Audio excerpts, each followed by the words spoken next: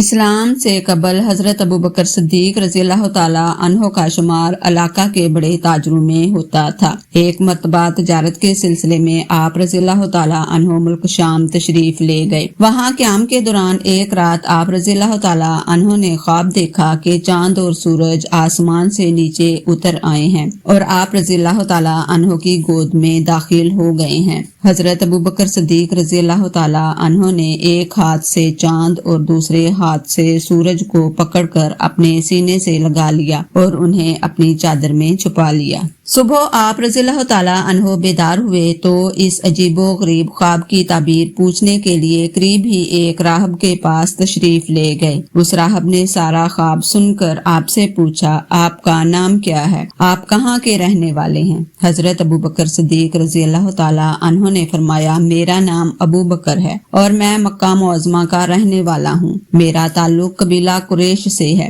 راہب نے سوال کیا کہ آپ کا ذریعہ معاش کیا ہے؟ حضرت ابو بکر صدیق رضی اللہ تعالیٰ عنہ نے فرمایا، میں تجارت کرتا ہوں۔ عیسائی راہب نے حضرت ابو بکر صدیق رضی اللہ تعالیٰ عنہ سے کہا، مبارک ہو، نبی آخر الزمان حضرت احمد صلی اللہ علیہ وآلہ وسلم اس دنیا میں تشریف لے آئے ہیں اور ان کا تعلق بھی قبیلہ قریش سے ہے۔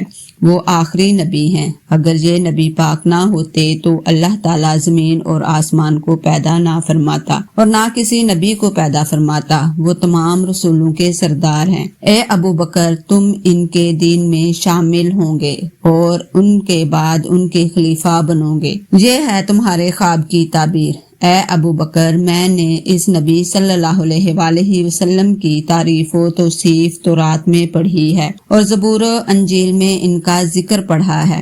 میں ان نبی صلی اللہ علیہ وآلہ وسلم پر ایمان لا چکا ہوں۔ میں مسلمان ہوں، لیکن عیسائیوں کے خوف سے اپنے ایمان اور مسلمان ہونے کا اظہار نہیں کرتا، لیکن آج تم سے ساری حقیقت بیان کر دی ہے۔ حضرت ابو بکر صدیق رضی اللہ تعالیٰ عنہ نے جب اپنے خواب کی تعبیر سنی تو بے حد متاثر ہوئے اور دل پر رقت طاری ہو گئی۔ آپ کے دل میں عشق نبی صلی اللہ علیہ وآلہ وسلم کا جذبہ بیدار ہو گیا اور حضور صلی اللہ علیہ وآلہ وسلم سے ملاقات کی خواہش میں شدت پیدا ہو گئی۔ آپ فوراً مکہ معظمہ واپس آئے اور حضور صلی اللہ علیہ وآلہ وسلم کو تلاش کر کے ان کی بارگاہ میں حاضر ہوئے۔ حضور صلی اللہ علیہ وآلہ وسلم کو دیکھ کر دل کو مسرت ہوئی۔ حضور صلی اللہ علیہ وآلہ وسلم بھی ابو بکر کو دیکھ کر مسکرائے اور فرمایا، ابو بکر تم آ گئے، جلدی کرو، کلمہ پڑھو اور دین حق میں داخل ہو جاؤ۔ ابو بکر صدیق رضی اللہ تعالیٰ عنہ نے عرض کیا،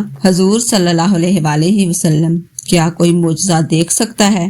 حضور صلی اللہ علیہ وآلہ وسلم نے مسکرا کر فرمایا، ملک شام میں جو خواب دیکھ کر آئے ہو اور راہب نے جو تعبیر بتائی ہے وہ میرا معجزہ ہی تو ہے۔ حضرت ابو بکر صدیق رضی اللہ تعالیٰ عنہ یہ سن کر پکار اٹھے، صدقتا یا رسول اللہ، سچ فرمایا اے رسول اللہ صلی اللہ علیہ وآلہ وسلم آپ نے۔ میں گواہی دیتا ہوں کہ اللہ کے سوا کوئی معبود نہیں اور آپ اللہ کے سچے رسول ہیں۔